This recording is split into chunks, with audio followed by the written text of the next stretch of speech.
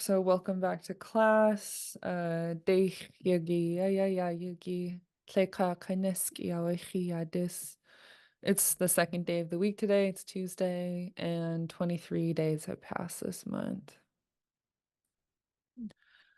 So as far as our questions for today, we had some good ones already on pronunciation resources. I'll show you the YouTube channel by Lance Twitchell and send you the link just so you have it. And then we already had a good discussion going on the beginning Lingit workbook. I can give you a peek of what that looks like.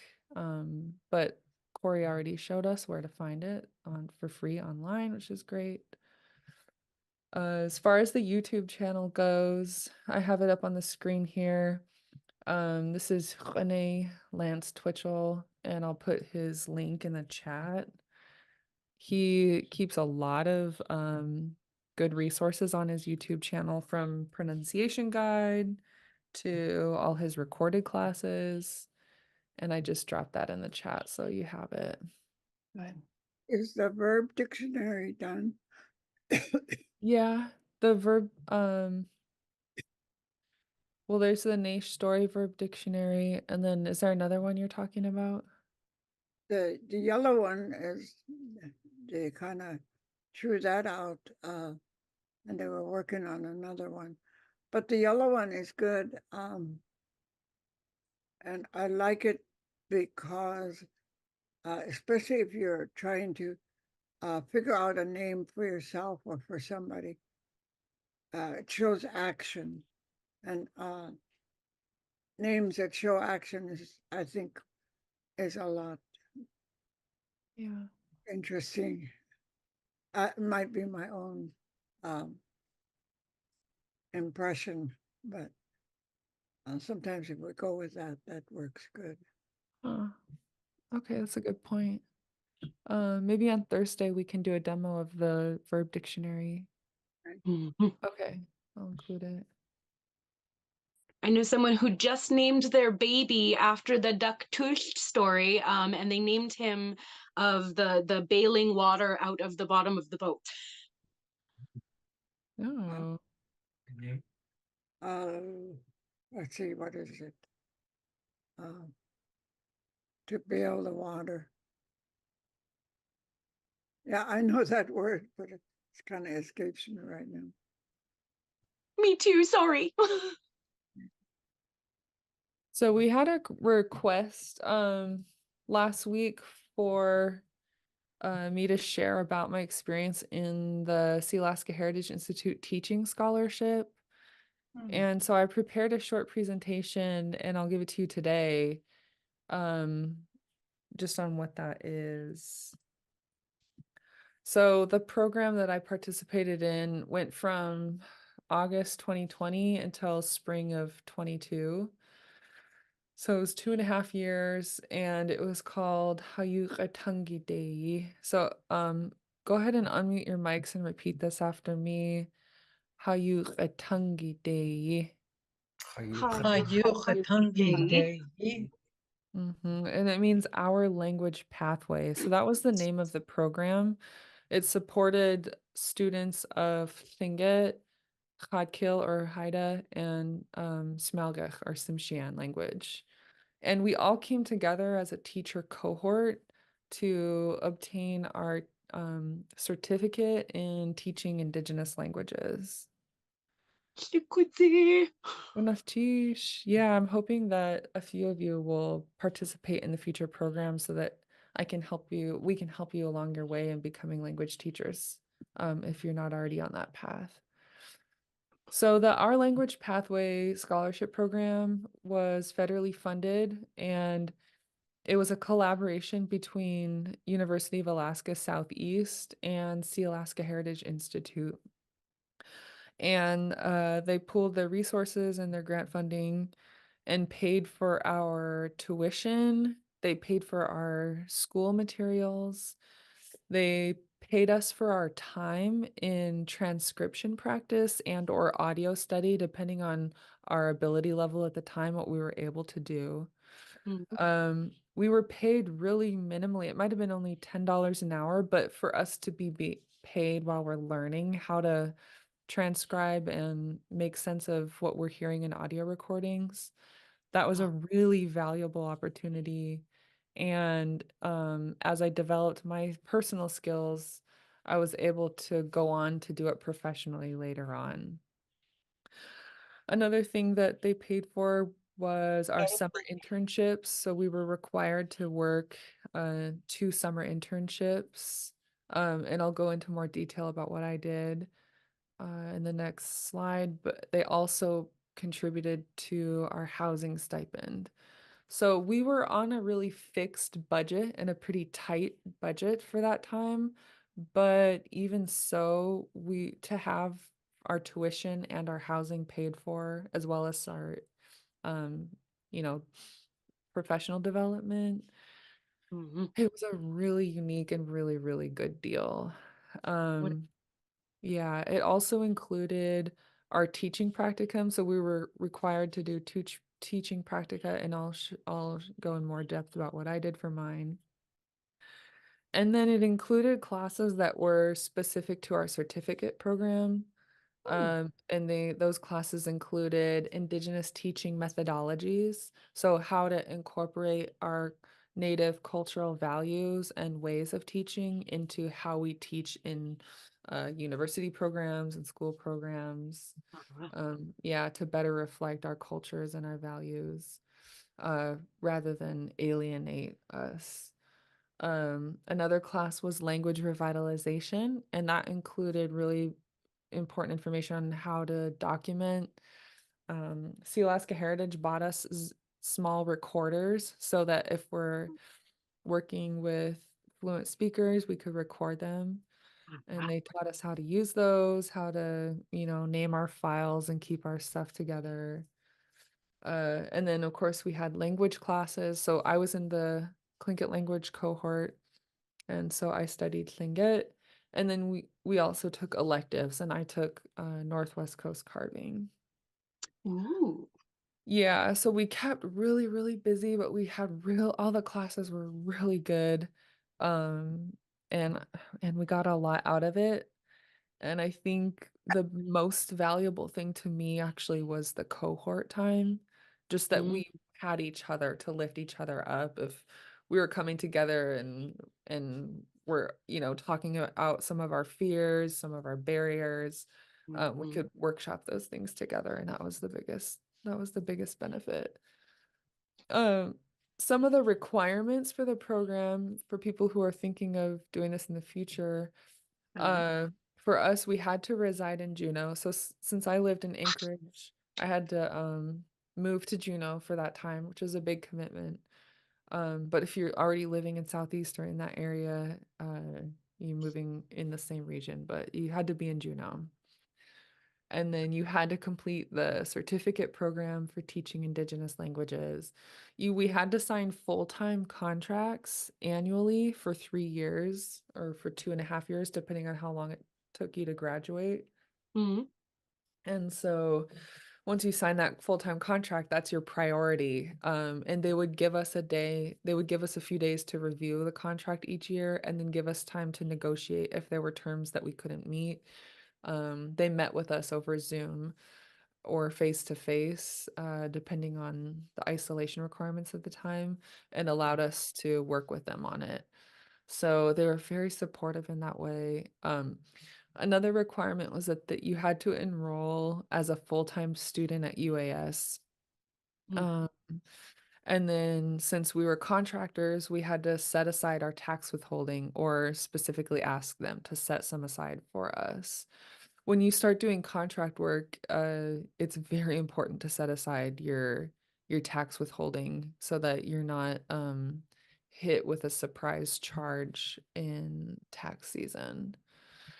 And then the last requirement, I see Derek has his hand up. I'll just say this and then ask your question. But you also had to maintain good academic standing. Um, so it was a commitment of your time and your energy and your attention every day, sometimes for 12 or 18 hours a day, depending on what your schedule was. But Derek, what's your question? good day. Hi, thank you. The question was about like for the full-time student at UAS. How Yeah. many classes does this program take up, and do you have to fill in other kind of unrelated classes in order to meet that? Yeah, that's a good question because initially when I did it, I already had my bachelor's degree and I wanted a master's in teaching. And unfortunately, it just wasn't going to work out because the classes that are required for this program would have time conflicts. So I would say to answer your question, most of the classes that you have to take have to be for the certificate program.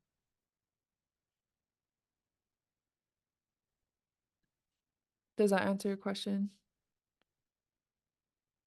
Yeah, it does. It sounds very interesting. So I was kind of curious if we had to have basically a whole nother major going on at the same time or something, which it does not. So Right. Okay, yeah. That's a good point. Yeah, you don't have to have a whole different major.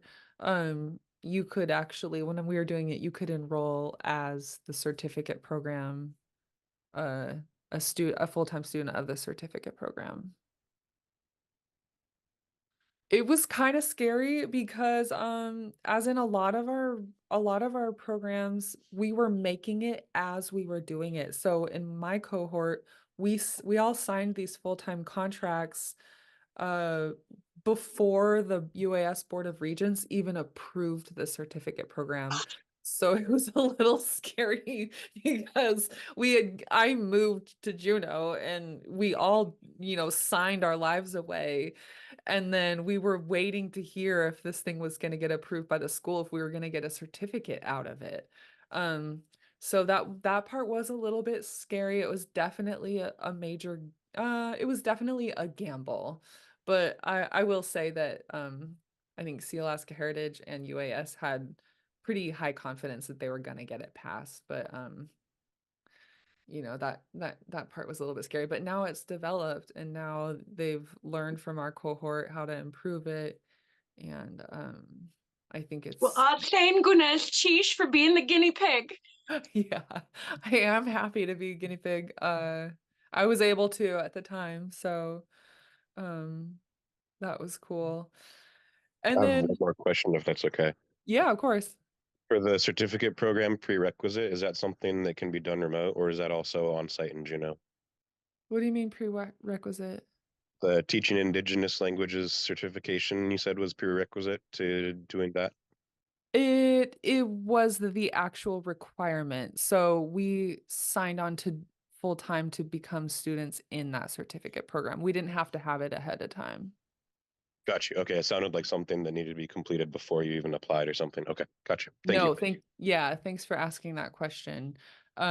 We signed up to get the certificate, so we didn't have to have it ahead of time. Um, and then so for my personal experiences, just to share specifically what options I chose when I was in the program. For my first practicum, I shadowed Nay at her beginning Tlingit course, which was sponsored by Gold Belt Heritage Foundation. And that was all online because it was in 2020 or 21. And so everything was still online. Um, and then for my second practicum, I worked at Hayuk Kudi, Our Language Nest, which is a program funded and run by Tlingit and Haida. And it's students aged 3 to 5, and they speak Tlingit all day. The teachers speak nothing but Tlingit all day. So it's an immersive program. And I think that ended up being the highlight of my experience in the program, just because it was so healing to be around young children and to see them learning Tlingit and to see them using it and understanding it. Uh, and I just really loved story time. I loved recess. Yeah, everything about it was super fun. Snack time, eating, and they would learn. It was so fun to see how quick they would learn and kind of take the language into their own hands. Uh, for my first summer internship, I worked as a research assistant to Ida, Heather Burge, and Zeosh, James Crippen, who's her mentor. And I looked up words for them. They basically mentored me on grammar and glossing, understanding some of the more linguistic terms that were involved with their research. So that was a cool summer internship. And then for my second summer internship, the next summer, I worked in the office at Sea Alaska Heritage Institute under Weha, Jeff Lear, and Shashi Will Geiger. And we were doing transcription practice. And so I worked on a piece that belonged to Huna Totem. And that basically I would work on it and then they would meet with me and review my work. And I learned a lot during that time because it really took my transcription to the next level where I was zeroing in on things that I was missing. And they had the ability to fill in the gaps. If you have an audio recording that has some fuzziness to it or some parts that are hard to hear, Jeff Lear and Will Geiger know how to fill in the blanks sometimes because of their understanding of the grammar, which helped me a lot. I'm still not at their level, but I am able to continue my practice writing down what I hear in recordings and translate it. And now I'm at a level where I can use some of the software and create subtitle tracks. And there's a big need for that in the Lingit language revitalization community. So this was really good that they were able to support our professional development in that area. And then for the electives, like I said, I took Northwest Coast Carving with Wayne Price, which was awesome because you would go there and work on cedar and you'd smell the cedar shavings, and that was healing on its own. And then just to learn from a master carver and make a paddle and have pride in our artwork, that was really cool. There were other electives available too for different options. And then the last thing I would add is that we had, so as a cohort, we individually we were required to listen to, I think, 10 hours of audio recordings each week. And then we would get paid a little bit extra if we were also transcribing, meaning writing down what we hear and translating. Yeah, and so we figured out pretty quick that the best way to do it was to work together, to have accountability and to get the most out of it. So as a side group, as a side project that was volunteer, unpaid, one of the things we did was collaborate on study groups, just meeting with each other certain times per week. Even though we were all pretty busy, if we could at least find 1 or 2 hours per week to meet, we were able to help each other with our transcription, like, oh, this is what I'm hearing. Oh no, I think they're saying this. Looking it up together. We learned a lot more that way. And then one thing I'll say about that is that I ended up hosting study groups too, because same thing, language is best learned together with people. And so I would host some study groups to get our homework done for the Lingit language class. And that ended up becoming an employable skill. So I didn't even know, it was just something I saw that needed to be done. And then after that, Gold Belt Heritage Foundation, after I graduated, they started paying me to host study groups. So one beautiful thing about the program, I'll say, is that if there was something you were able to contribute that you saw needed to be done, in my experience, that they helped turn that into a professional, employable skill. Um, so, uh, any questions on that before I talk quickly about my post-graduation experience? Okay. After I graduated, these are some of the organizations and projects I was able to work with and work on. So the very first one I had was this class, the Tlingit and Haida language lunch sessions. Only Shakhsani Keek and I started in October of 2023, I guess. Uh, or 22. Yeah, October of 2022. And so we reached out to each other. We were asked to teach by Tlingit and Haida, and then we found each other and wrote our lesson plans and decided to teach together. And that's how we started teaching this class together back then. Another one opportunity I was lucky to have was with Gold Belt Heritage Foundation. They asked me if I could do some transcription and translation for them. So they had some video recordings that they had taken at clan houses in language gatherings, and they needed subtitles. And so I was able to take some of my skills, uh, do my do my best attempt. The first video I did completed was a 20-minute long video of Connacht Ruth Demert giving a speech, and it was such a beautiful speech. I learned a lot of language during that time. And after I completed it, my work was reviewed by René because he's my professional mentor now. And so he would review it with me and help me, correct my mistakes and understand some of the language there.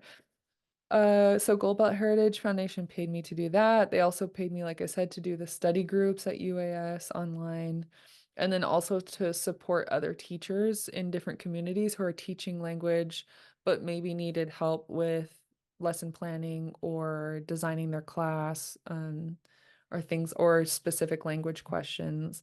I would meet with them and help support them that way. Um, another work opportunity I had, and I did all these on contract too, so I've been an independent contractor for the last couple years. And the third one is Hatuch Shachish, the community Tlingit language class online. And that one I'm still teaching. It'll start back up for the spring term on January 31st. It's Wednesdays at 10:30 a.m. But they host that one. They partner with KTOO and Discovery Southeast, and they pay me to teach the class so that like this one, the students don't have to pay. And then for Sealaska Heritage Institute, another opportunity I had was after I graduated the program, I was able to mentor the scholars who were still in the program on their transcription practice. So it was a pretty quick turnover from me just learning how to transcribe and translate into mentoring people. But basically, you're just teaching what you know and helping bring everybody along together. So that was fun. And then I'm on my dad's side, I'm Koyukon Athabascan. I think I shared with you guys that I don't actually have Tlingit ancestry in my heritage. We're Koyukon Athabascan. My father's people are Koyukon Athabascan from Caltech. So my regional native nonprofit is Doyan Foundation, and I started working for them in a teacher cohort, following a very similar pattern of what SHI did for us. Children of the Taku Society is another organization I worked with to do more transcription of their stories, just basically making learning materials for people. Sealaska Heritage Institute. I wrote an online class for parents of the TCL students that's going to launch on February 2nd. And then now I'm teaching at UAA as a adjunct instructor of the Tlingit language, thanks to Shirley's recommendation of me. And so I got that job and started last week. But the reason I'm saying this is so that you can see if you graduate with your teaching certificate in Indigenous languages. During the time I was worried, oh, is there going to be work for me? I didn't really have anything lined up, and that was a little scary. But then once I did, word got out and I got a lot of opportunities. I've been staying very, very busy with language work. Um, so yeah, that was all I wanted to share. I saw that they still offer the program, and this is the flyer for it. We passed the deadline for 2024, but basically this contact information, Leah Urbanski Mm. still works at Sealaska, and she would be the one to call or email and let her know you're interested. Um, I have a feeling if people are interested that they're gonna get the funding for it and make it happen for you.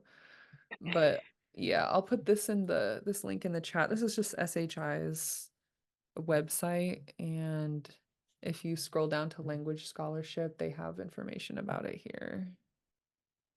Yeah, any questions? Yeah, how much fluency would you say is required or suggested before applying?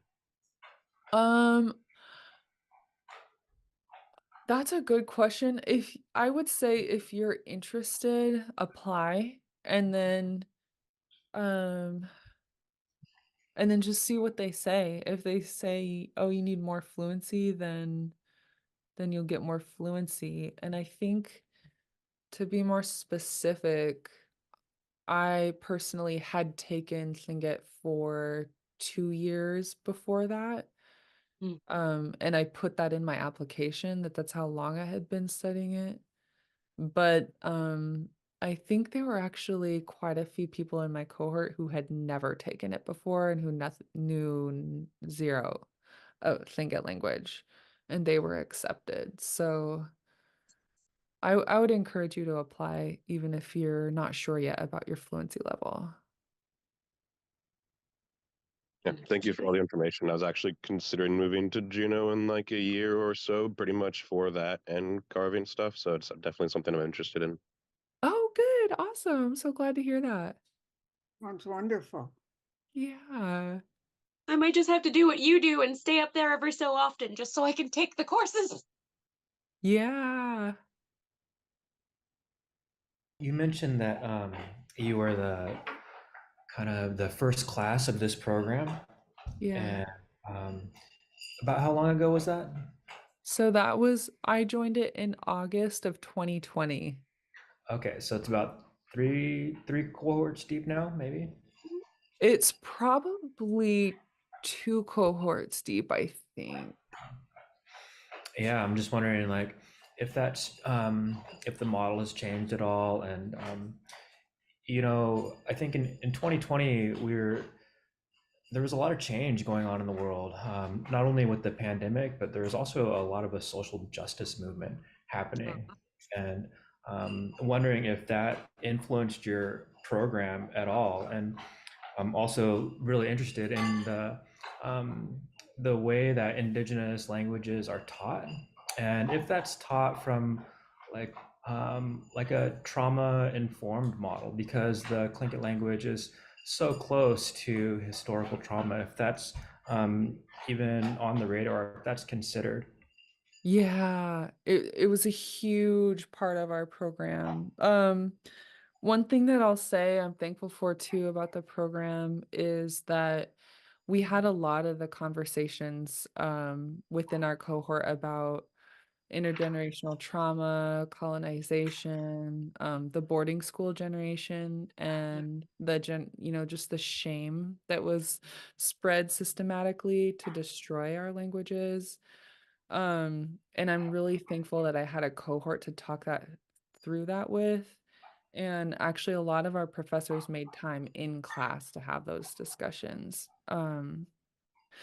'Cause it's very personal, like, it's not just an idea that we read about in a book, it's our families, and it personally affects our ability to learn language. It helps us, doing some of that healing, having those conversations, for me, helped me understand some of the things that happened in my childhood that before I would just judge it at face value, Mhm. and maybe think less of my family, but then going through that together and having those conversations and also reading about communities across the nation, um, who went through the same thing in the program. Reading about it in the program was helpful, Mhm. to help understand, like, why are our languages dying, and why are we having such a hard time making it to work on top of teaching and, having these discussions. So, it was definitely a huge part of our program, and I think it's helped me be a better teacher because now I teach at UAA, and so my students are maybe 12 or 15 years younger than me, and they Mhm. have these questions for me now. They're like, if I'm like, "Hey, any questions?" They're like, "This kinda makes me wanna talk to my dad." I'm like, "Okay, cool. Where is he?" "Oh, he's in the valley. I don't think he really knows about this stuff." And, I'll be like, "Okay, yeah, this is really common for us. I'm the same way." Um, our generation is tasked with sometimes trying to help heal some of those wounds and fill in the blank where maybe there was a missed generation in terms of the language transmission. Um, and it's a lot, but yeah, we have each other, and that's why it's so important to talk about it in our programming. When I first started my language journey, I would cry every single class. Yeah. Big crocodile tears. And I had an elder tell me, he said, that is your soul feeling the loss and wanting the connection with the language. And so that really helped me move past, like, because I didn't know why I would bawl every single language class for like the first 2 months. And so yeah, it was there's lots of layers. It's not just like learning Spanish. Yeah. Yeah, exactly. Thank you so much for sharing that, Sakun. I really appreciate that as well. The importance of having some context for this language learning experience, I think, is so important because I don't know, I'm new to this language learning experience. I just started last semester, and I do feel like um, uh, yeah, like crying every day, like what the hell is happening? And yeah, I'm actually a psychology student. I'm doing my doctorate in psychology right now and interning with the tribe, and I'm studying exactly this. Like, what is that effect that happens when we learn the language? And there's potential for a lot of, for me, for that heartache and the opening up of old wounds.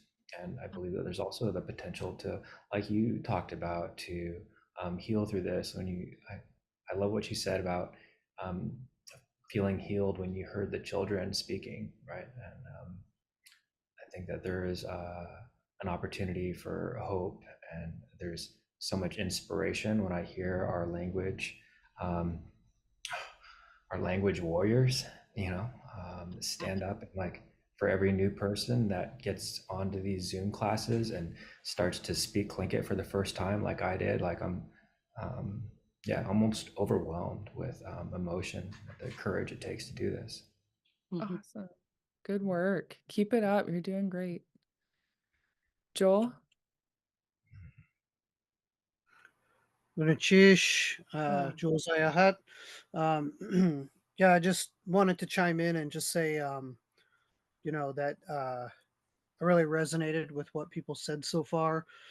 And I think anytime that you're learning an indigenous language, it's probably a pretty inherently emotional thing, given the weight of, what it has taken for us to get here. And just like it's not like learning like a different language, like like a colonizer language like French or Spanish or anything like that, because um there's this whole other element and awareness that we all know. The only one of the main reasons why we're all connecting so much about this is because it's inherently, this understanding of knowing that due to the effects of the rampant attempts at annihilating the Tlingit and Haida and Tsimshian language and our Hakusti, our way of life and our people, that it's like a really intense thing, in my opinion, and carrying the weight of knowing that it's kind of on us too to to keep Hayukatangi, Hakusti, like our language, our way of life alive and thriving and available to the next generation. And so it's just, you know, uh, it's a powerful thing, and anything like that is going to bring up, intense. I mean, like, to be honest, like I would even get like sick sometimes, like sick to my stomach sometimes when I would start talking, and because it there was this like deeply emotional component to it, and I wasn't like being emotional because I was frustrated with the language or I couldn't figure it out, but it was just because like it like felt like I was touching on this like you know like ancestry and touching on all of what has come before and the fact that our like Khashagun, Ashake. our ancestors have paved the way for us to be able to be here today and like made the ultimate sacrifice of their lives, in some ways, for us to be here. And so I just wanted to bring that to the forefront and just speak on that for a moment. Gonna sheesh for letting me share. Mm. Yeah. Right. Goodness, Chichi, Katange. Uh, Thanks for sharing. Iguayak Kwan. Itu yayati. Really powerful points. Thank you, everybody, for sharing. Anybody else?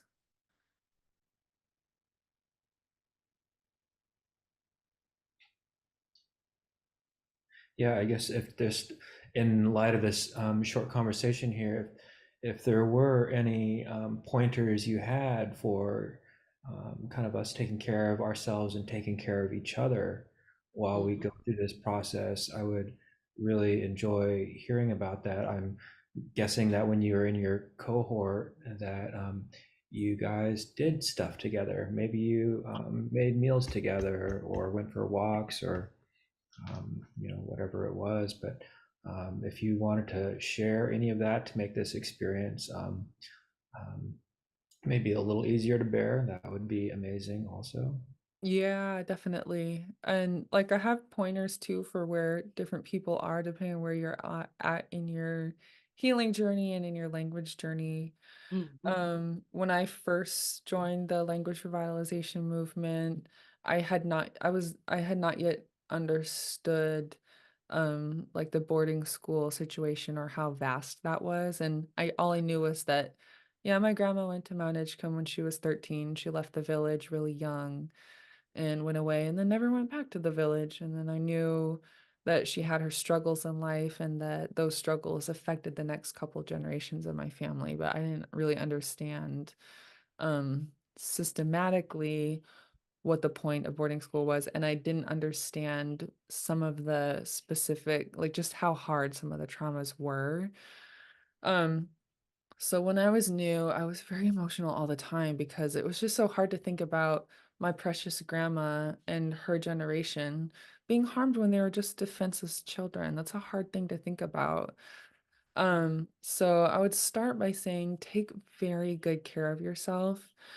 I was told by Kenneth Frank, he's a healer, he's a traditional healer in Arctic Village from my region. And he told me, take good care of your body and your mind so that your spirit can be good. So if you take good care of your body and of your mind, meaning you eat well, you sleep well, you nourish yourself, you drink plenty of water, you exercise, you rest, and then you take care of your mind, meaning you channel your mind toward positive thoughts, you think of positive outcomes, you visualize your dreams, you make these good habits, um, then your spirit can be good. And you have to take really good care of your spirit to do this work because it's so close to home, it's so difficult, and we're overcoming so much. So we are warriors in our own right, and it requires that we take really, really good care of ourselves. So that's the first thing pointer that I would share in terms of being an active participant in your own healing journey is try to keep your base level rested, nourished, hydrated, exercise, like take good care of yourself. Um, that that's a big one. I'll just share one more. And so another one I noticed in my language learning journey is that I was starting to meet a barrier. Like I felt pretty good about my own fluency, but then when I went to get feedback from fluent speakers and elders, uh, I noticed myself pulling back and getting defensive and then participating less in Mm, immersive experiences because I was afraid of getting negative feedback. mhm, And somehow I realized that the way I was talking to myself in my off time was really negative. If I made a mistake, I had a tendency to be like, I am such an idiot, or it's just something negative about myself. And then I learned, you spend the most time with yourself out of anybody. And so if you're not even being nice to yourself, then you're showing up to spaces already depleted. Um, so I used a couple tricks to reroute my thinking if I started to beat down on myself. I learned in a self-care video on YouTube how to say instead of I blew that, I'm a moron, I would reroute it and say you say it the way you would say to a close friend if they made the mistake you made. So you would say maybe yeah, maybe you weren't the most eloquent in your word choices, but you tried and your heart's in the right place and you're going to do mhm. better next time. So reroute the way you talk to yourself so that you're speaking the way you would to someone, to a close friend. I Um, love. yeah, yeah, with love. Those are 2 pointers I would start with just since we're just starting this conversation. May I make a suggestion? Yeah. One of my language teachers has said one of the ways you can cope with this and all of these big feelings is that you can take it to the water. So you can go to the water, the local water where you're at, and you don't even have to do a ceremony. You don't even have to go into the water, but you can bring an offering and you can offer these feelings up to the water to let it be washed from you and cleansed so that you can have a clean palate. And that was a traditional practice for our people, was taking ourselves to the water and cleansing ourselves that way. So Nice. Ik gonna teach. Yeah, that's really helpful. And thanks for Thanksgiving, me and my mom and the rest of my family found our way up from the East Coast over to Juneau, and I spent it with my grandma. And I remember it was either Thanksgiving Day or the night before, but I think the day of, but I drove over like cornstarch or something to Hune's house and talked to him for a little bit, and it just all went was like straight away because I was just so nervous talking to him.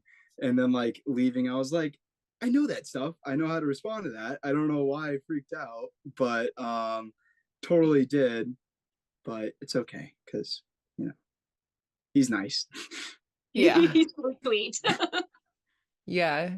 Renee's good too at figuring out what you're trying to say. I was Mm, pretty similar when I was one of his students. I made it my personal goal, like to just pretend he didn't speak English and try to only speak to him in Tlingit, which meant basically I was keeping my conversations with him very elementary.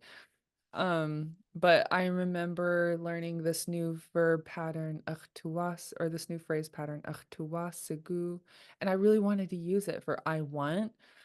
And I ended up completely botching my sentence. I was trying to tell him, I want to come to advanced tonight, but he figured out what I was trying to say. And he's really good. I think he has a knack for figuring out what you're going to say and then keeping in step and responding to what you tried to say just to keep it going. mm. But yeah, I respect your goal of trying to speak in Tlingit to Rene and encourage you to keep it up. Yeah, I mean, even if I don't get it, it feels awesome because then like at that probably around the same time that the like market or whatever the like craft market that was held down in Juneau. I Uh, went to that and I got to ask like Florence how she was doing, and she's Florence and she looked as happy as she always does. But the second I like asked her how she was doing, her like face completely like lit up, and oh, she got all excited. So it oh, yeah, that's awesome. nice. Yeah. I would like to add, I think one of the things Uh, really important is we should be really thankful that because our language was supposed to extinct in the year 2000. Uh, The battle was really put up to fight this. And one of the things I think that really brought it around was that writing method designed by the Downhowers. I think Yeah. breakthrough that we can all agree on how to spell and how to write and how to say, learn how to say the things. So the Downhowers were not teachers, but they were speakers and can really be thankful to Nora. If you read the beginning Tlingit book, where she talks about the culture, Mhm. it's amazing Mm. information that she puts in there. So that brought it back to life, starting with the children and starting in schools and whatever way they could do it to the point that we are now. So I think it's really, really wonderful because those of us that are traditional speakers, uh, it just really settled everything down to be able to write and spell the same, everybody do the same thing, that everybody could understand it. And I really come to appreciate that. I had to learn it too. I was a speaker, but I didn't have any clue as to how to teach the language. So, yeah, you can bless the Downhowers for their effort and anybody and Lance who really has continued to work on these things like that, so that it helps all of us. And this is, thank you for this discussion. Yeah, good point. And this was a really good discussion.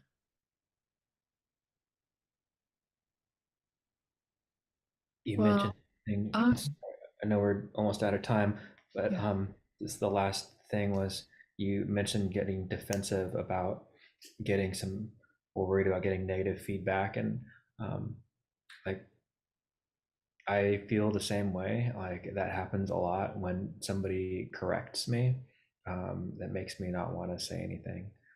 Uh, you know, but I understand where that comes from. It's really easy to just be like, no, you just like say it like this, and just like wanting to correct that behavior in myself, um, and yeah, maybe like some pointers around that because of that tendency being, I feel like it's really harmful.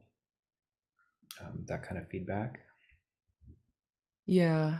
Yeah, I get you. Thanks for sharing.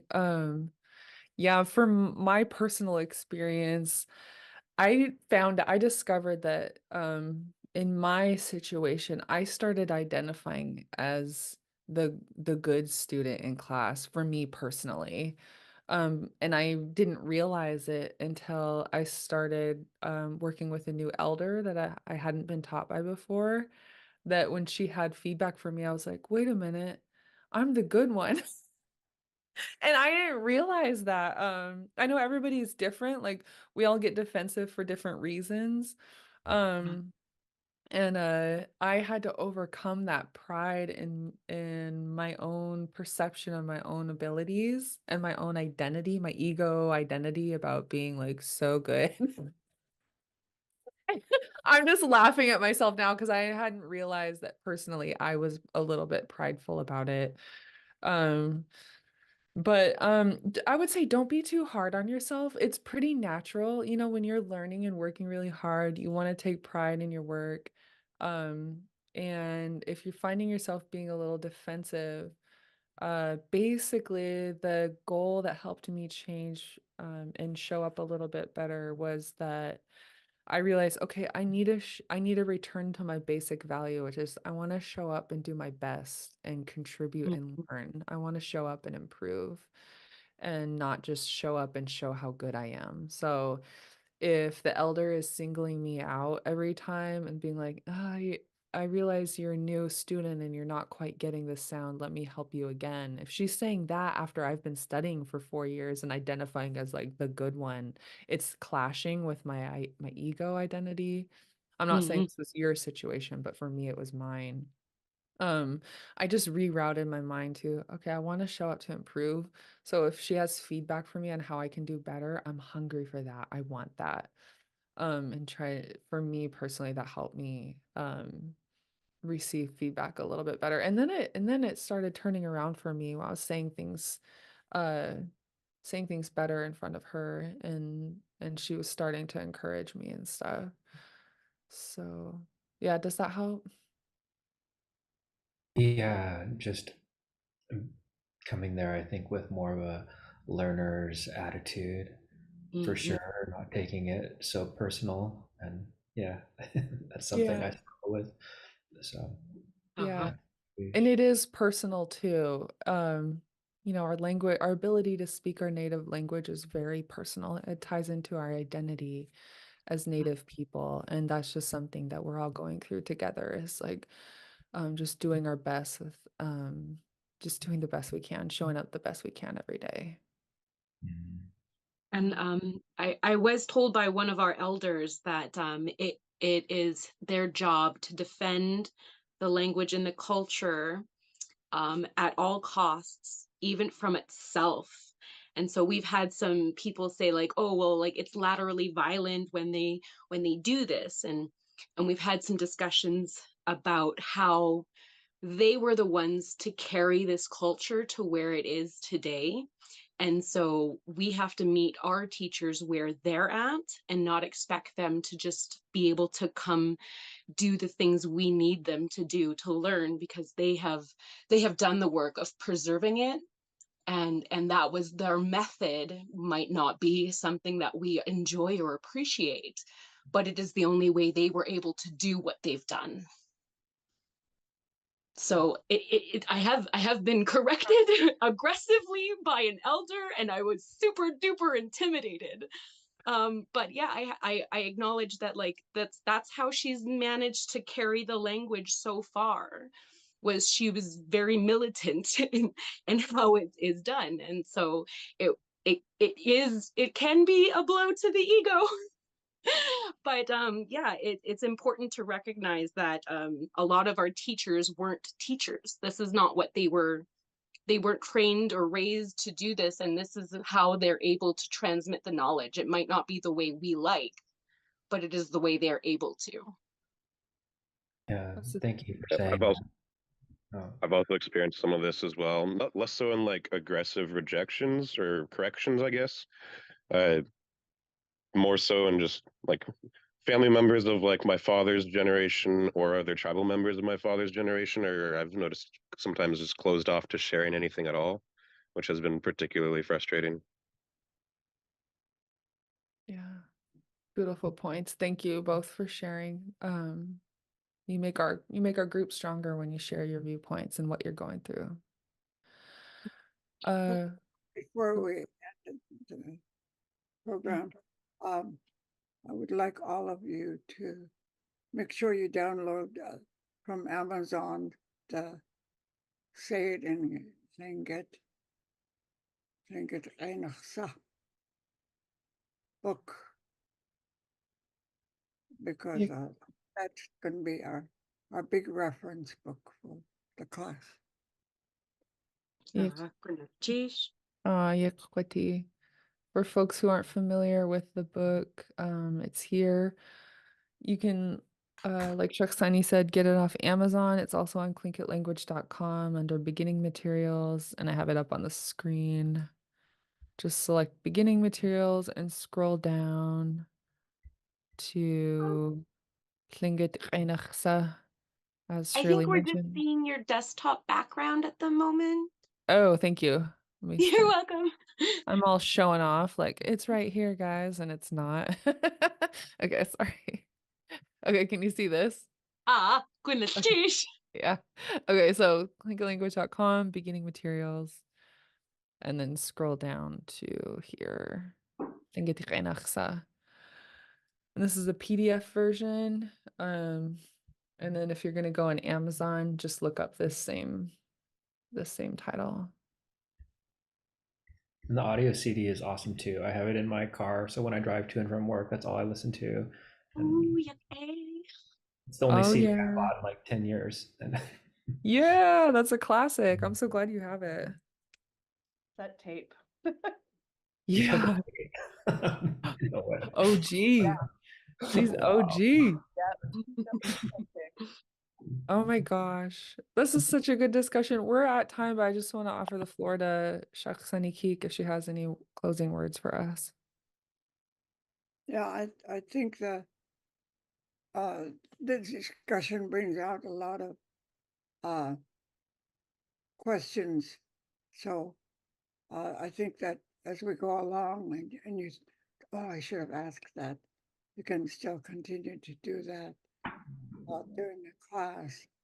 And so the way I'm trying to design the discussion that you have about you visiting an old couple as to traditionally how it was to try to